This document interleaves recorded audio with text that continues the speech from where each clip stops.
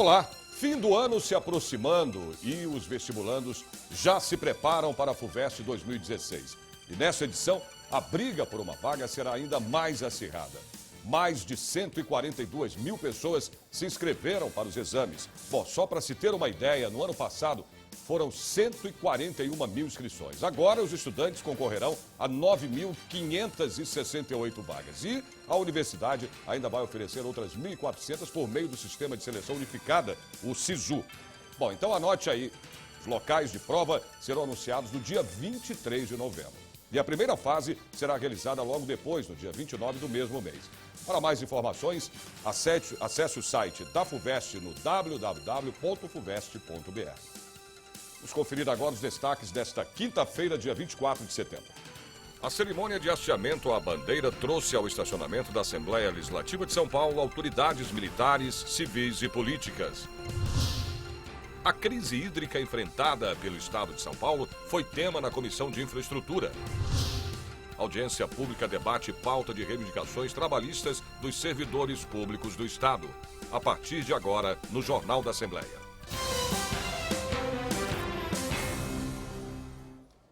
E a cerimônia de hasteamento à bandeira trouxe ao estacionamento da Assembleia soldados da Marinha, Exército, Aeronáutica, Guarda Civil e Polícia Militar, além de alunos da Escola Ruth Barroso Teixeira, da cidade de Porto Ferreira, que fica a 220 quilômetros da capital. A reportagem é de Jorge Machado.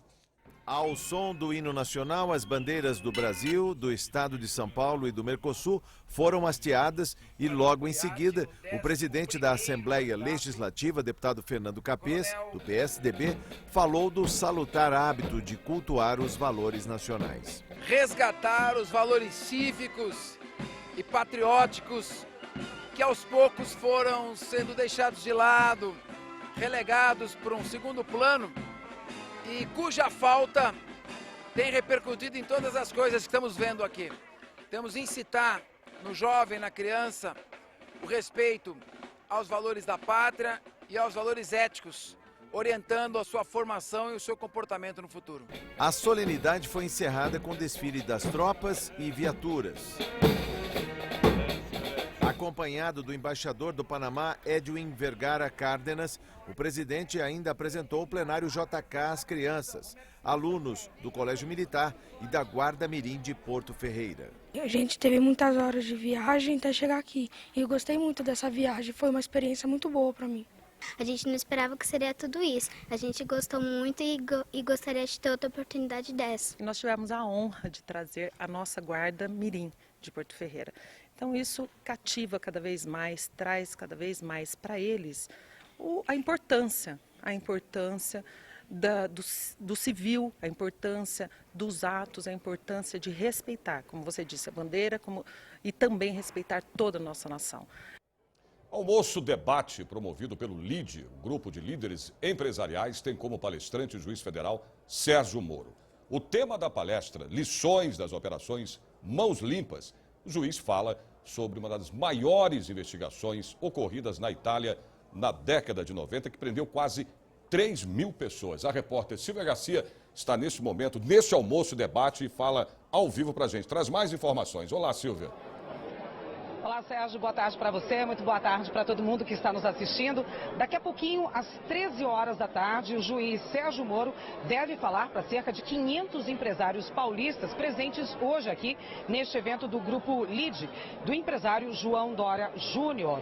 Ele deve falar sobre as operações conhecidas como Mãos Limpas, que aconteceu na Itália na década de 90. Você vê agora a movimentação aqui no hall de entrada, onde tem uma reunião grande de empresários do setor aqui de indústrias do estado de São Paulo, da capital de São Paulo.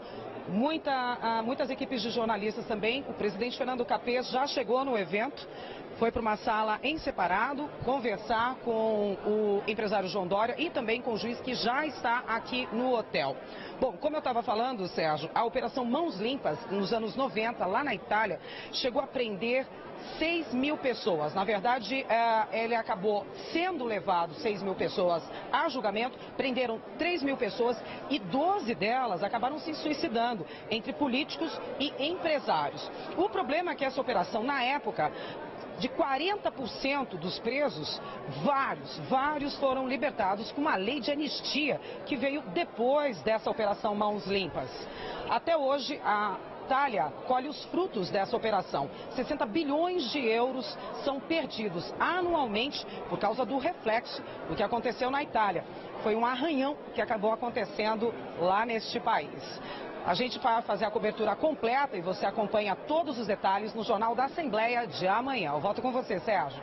Ok, Silvia, obrigado. A Silvia Garcia falando aí ao vivo desse encontro, desse almoço, né, do LIDE, promovido pelo LIDE, esse grupo de empresários.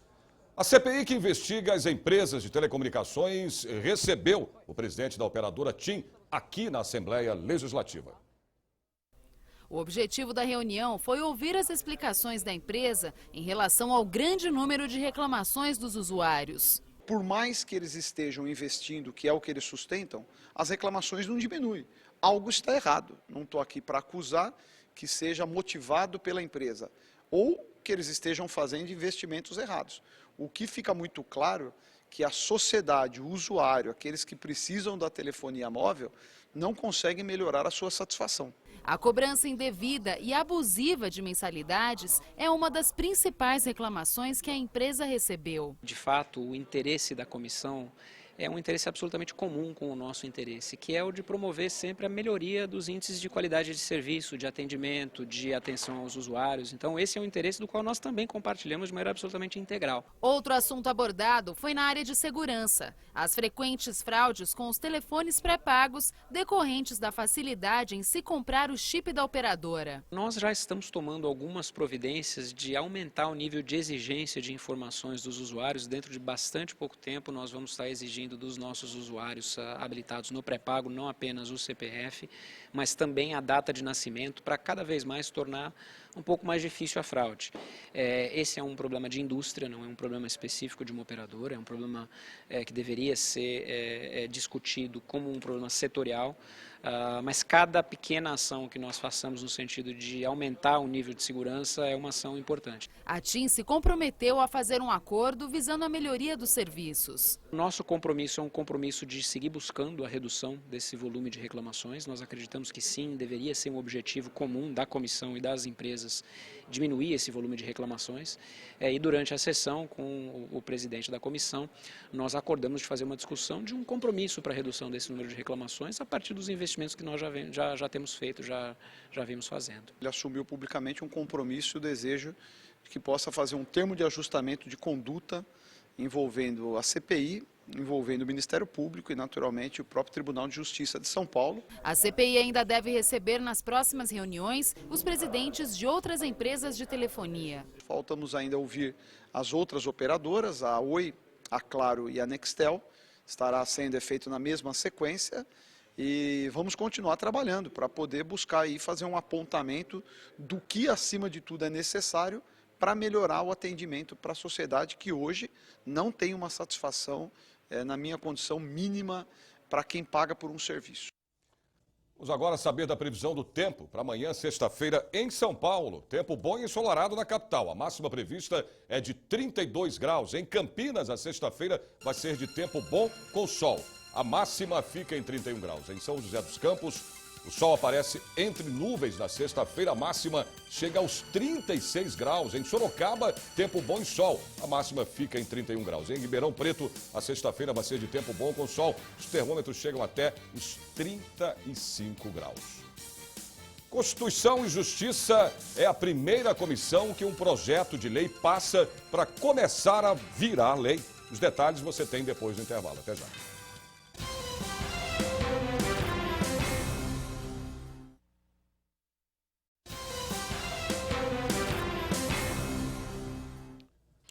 Constituição e Justiça é a primeira comissão em que um projeto de lei passa para começar a virar lei. Agora, compete à CCJ avaliar se um projeto é constitucional ou não.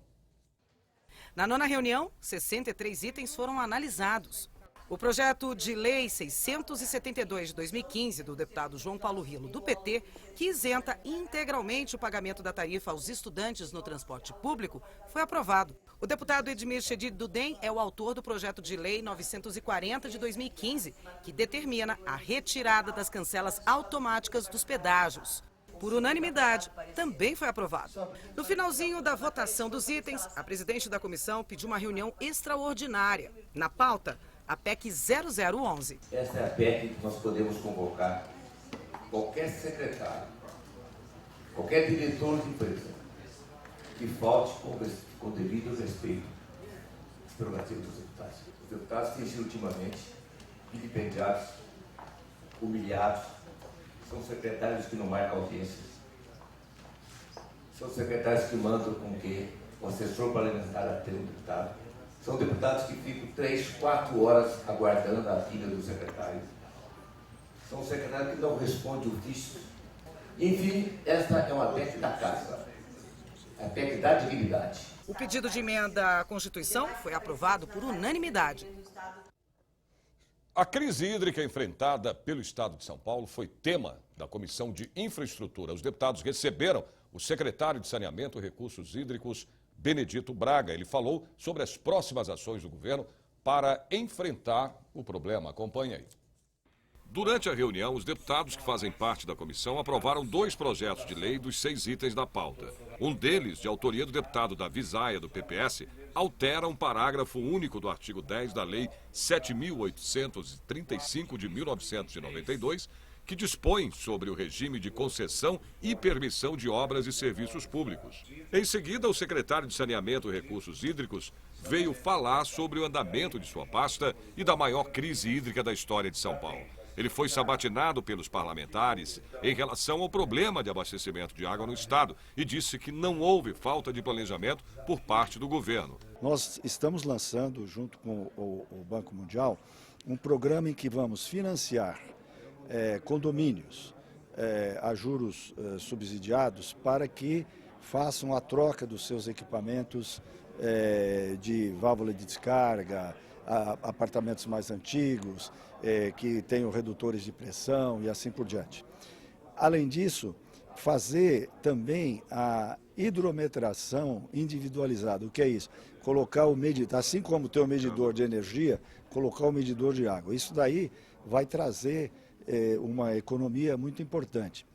Nós vamos também financiar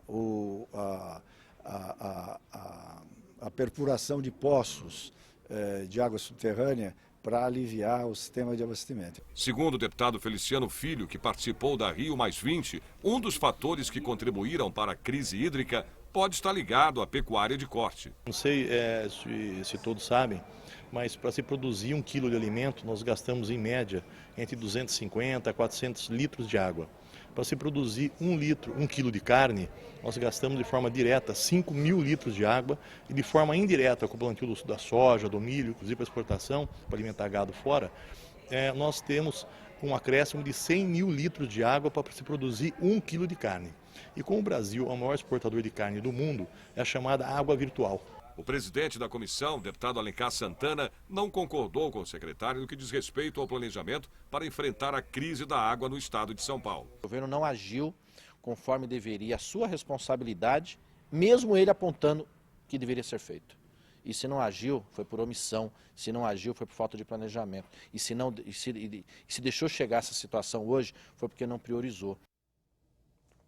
Vamos a mais previsão do tempo para amanhã, sexta-feira, em outras cidades do interior e também do litoral do estado. Em Santos, a sexta-feira vai ser de tempo bom e ensolarado. A máxima fica nos 31 graus. Em São José do Rio Preto, tempo bom, faz calor, a máxima chega aos 36. Em Mogi das Cruzes, a sexta-feira vai ser de sol entre nuvens. A máxima fica nos 31 graus. E em Piracicaba, tempo bom, os termômetros marcam 32 graus.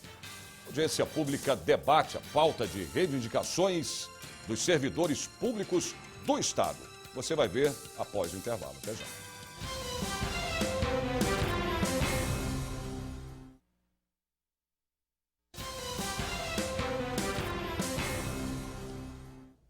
A Comissão Comissão de Finanças, Orçamento e Planejamento realizou audiência pública para debater a pauta de reivindicações trabalhistas dos servidores. A solicitação de audiência foi feita pela Federação dos Sindicatos dos Servidores Públicos no estado de São Paulo. A Comissão de Finanças, Orçamento e Planejamento realizou audiência pública no auditório Franco Montoro para tratar de pauta de reivindicações dos servidores e, com isso, abrir o diálogo com a Casa Legislativa que vota o orçamento público. Um momento como esse, de uma audiência pública na Comissão de Finanças e Orçamento, que presidida pelo deputado Mauro Bragato e todos os seus pares nos receberam e nos ouviram neste debate, para nós é algo muito importante, porque leva não o interesse específico do servidor público, mas eleva o interesse geral da sociedade, que em especial é na busca da qualidade do serviço público. Os servidores da segurança pública, policiais, peritos, servidores do sistema prisional, da metrologia, motoristas oficiais, professorado e Ministério Público fizeram coro ao pedir a manutenção do poder de compra dos salários e a reposição inflacionária. É muito importante uma mesa de negociação permanente em qualquer local, em qualquer esfera, seja no setor privado ou público, desde o poder municipal até a União. Mas outra preocupação recorrente dos servidores é com a situação do IANSP, que tem projeto de se tornar autarquia especial. A pauta talvez que seja mais relevante é a questão do IANSP, então já há um consenso no sentido de transformar o IANSP em uma autarquia especial. A informação que nós temos é de que, a informação inclusive dada pelos próprios funcionários, pelos servidores públicos, é de que já está na Casa Civil pronta para ser enviada pela Assembleia. É importante que se envie para cá, que se vote e no dia a dia ampliarmos e melhorarmos o serviço do IANSP. Se está difícil para quem está dentro do serviço público, imagine quem está fora. Nós temos que fazer o balanço das coisas. E o orçamento é para os 43 milhões de habitantes. Então a gente se coloca à disposição, nós verificamos aqui carreiras que efetivamente precisam, né, ser repensadas. Nós temos um desafio muito grande que é o IANSP, né, de poder pensar o IANSP agora com uma forma diferente, como é a ideia de transformar numa autarquia especial. Então, na verdade, é um desafio. Esse é o trabalho nosso. A Comissão de Direitos Humanos aprovou o requerimento que convida o ex-diretor Wagner Pereira da Silva, da Fundação Casa, para prestar esclarecimentos sobre denúncias de espancamento de internos da Fundação. Outro assunto em destaque foi o que coloca o Estado de São Paulo em condições de liderar um plano social e político para a crise imigratória. Acompanhe agora na reportagem. O Estado de São Paulo é representativo com condições de liderar um plano social e político para a crise migratória. Este tema foi discutido na Comissão de Direitos Humanos da Assembleia Legislativa, com a aprovação de requerimento para um engajamento maior e efetivo. Para o presidente da comissão, Carlos Bezerra Júnior, do PSDB, é necessário buscar por solução, com verificação das condições de vida dessas pessoas que migram para o Brasil. Hoje, a aprovação de vários requerimentos de ofícios de temas que estão na pauta do momento, como, por exemplo, a própria crise migratória, uma série de outras questões relacionadas à violência, enfim. Agora, é importantíssimo a gente lembrar da participação da comissão no sentido de tornar a Assembleia Legislativa protagonista nacional em temas como, por exemplo, o tema da crise migratória. Ou seja, muito se discute sobre a crise migratória mundial, mas às vezes as pessoas têm dificuldade em entender quais são os impactos dessa crise numa cidade como São Paulo, no estado de São Paulo. E nós aprovamos também aqui uma missão oficial, uma ida da comissão para averiguação em loco das condições com que, por exemplo, os haitianos estão vindo ao Brasil. Nesse sentido, o nosso trabalho vai na direção de trazer soluções para esses problemas. Para a autora do requerimento, Beth Saião, do PT, deve-se ter a participação intensa das esferas federais em frentes de trabalho de fiscalização. Há momentos na história do mundo onde as comunidades elas se movimentam. elas se movimentam. E esse é um momento onde está acontecendo muito isso, né? Nos países que estão passando por guerras civis sangrentas, brutais. Então eles precisam buscar abrigo em países irmãos. E o Brasil, tenho certeza que a população brasileira irá recebê-los da melhor forma possível, mas para isso precisa tudo isso ser supervisionado por organismos da federação. Vamos a mais previsão do tempo para amanhã, em mais cidades do interior do estado. Em Franca, tempo bom e ensolarado. A máxima chega aos 31 graus. Em Bauru, sexta-feira é de sol entre nuvens. A temperatura máxima chega aos 32 graus. Em Limeira, tempo bom, faz sol. A máxima é de 32 graus também. Em Marília, a previsão do tempo é de sol e calor na sexta-feira. Temperatura máxima chega aos 33 graus. A nova Assembleia de hoje termina aqui, mas você pode acompanhar toda a programação da TV Assembleia SP no portal www.l.sp.gov.br. A gente se vê de novo amanhã a partir do meio-dia. Até lá.